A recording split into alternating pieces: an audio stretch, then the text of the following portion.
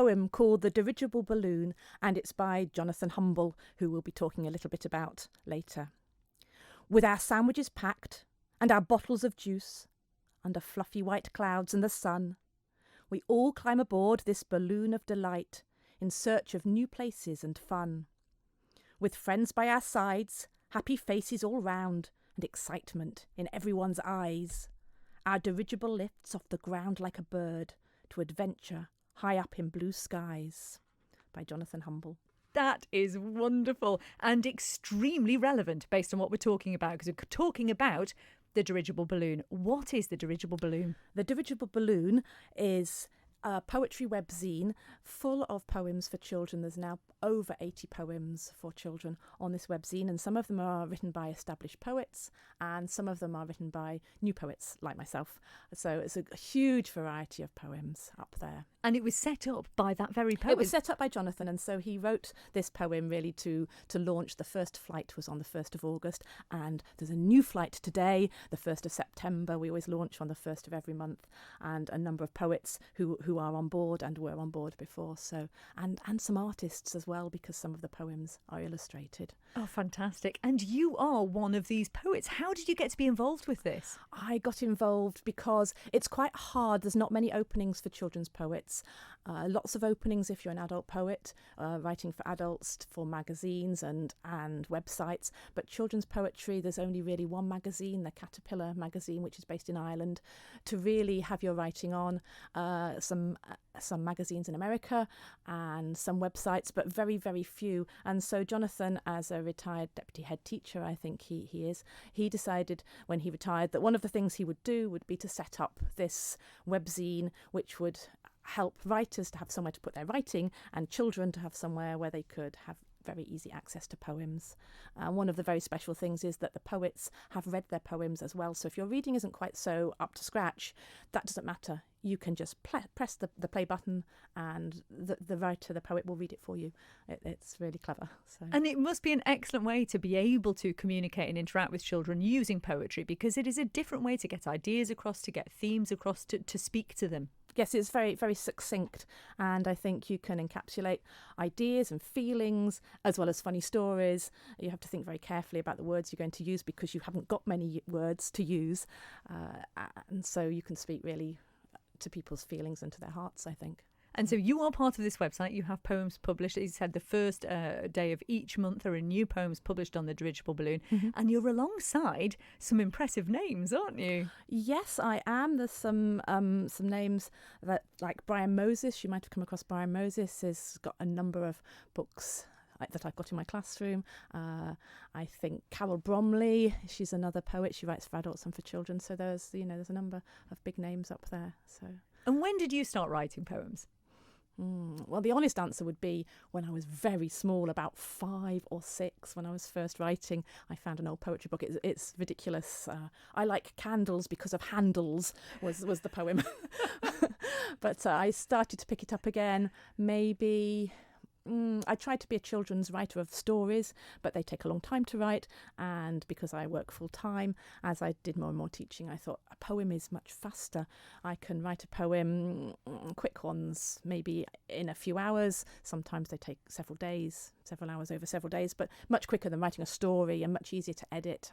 So I guess maybe 4 or 5 years started to think about writing poetry. And what inspires your poems? What sort of themes, what sort of topics do you touch on? Okay, lots of times in the classroom. There's funny things that happen, and so I'll take. Because you are in the classroom. I am a teacher. Yes, I teach in Glenvine, and but also being out in the countryside. So there's things out in the countryside that would inspire me. I write about the sea because we live by the seaside.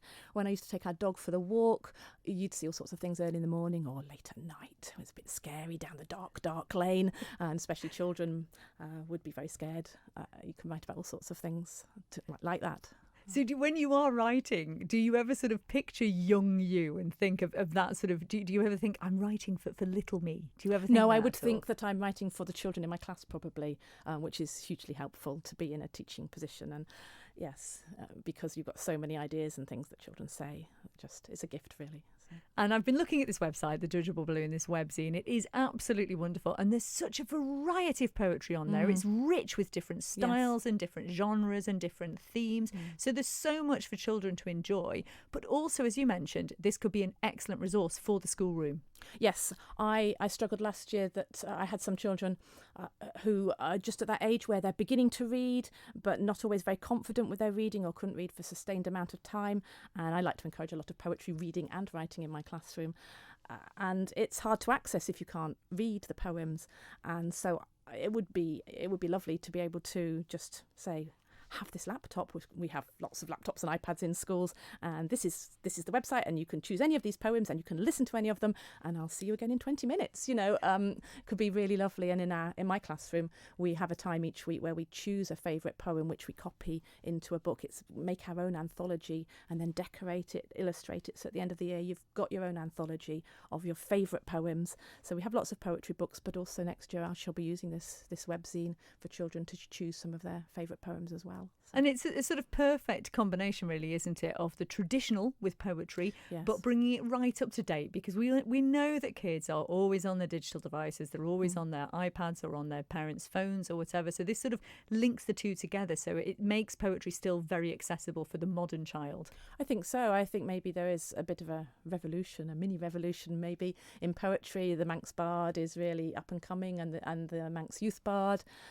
It seems as though poetry is an okay thing to do nowadays, whereas maybe 10 years ago it was all a bit of a niche, a bit of a niche thing. But now it's quite acceptable, I think. So if there are any, you mentioned the Youth Bard there, if there are any young avid writers listening, what sort of advice might you have for them? I would say read lots and lots of poetry. That would be the first advice for any writer, whether adult or children. Read lots of poetry. Write down your thoughts just as they come. Don't worry too much about rhyming. Children love poems that rhyme, but it's quite hard to make poems rhyme. I use a rhyming dictionary, or you can online there are lots of rhyming websites that will give you the rhymes. So my mum said, it's a bit cheating. I think that's not. It is there. It's a tool, isn't it? So read lots. Just write your ideas down, and you will get better and better. The more you write and the more you read, the better you will get at your writing. And some days it just works and a poem will pop out, and some days you're really struggling, in which case leave it another day and come back another day, I would say. Oh, well, I'm delighted to say we're going to hear one of your poems in just a moment. But before we do, what would you say that you, Jaqueline Shirtliff, actually get out of writing poetry yourself?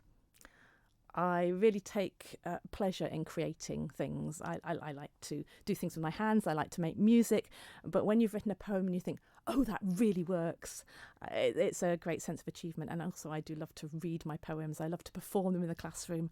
I love it when you get a reaction from children. Either they laugh or they suddenly get the joke at the end of the poem. It's a great way of communicating, I think. Oh, inspiring in itself. OK, well, let's then hear a poem that you have brought in. What are we going to hear?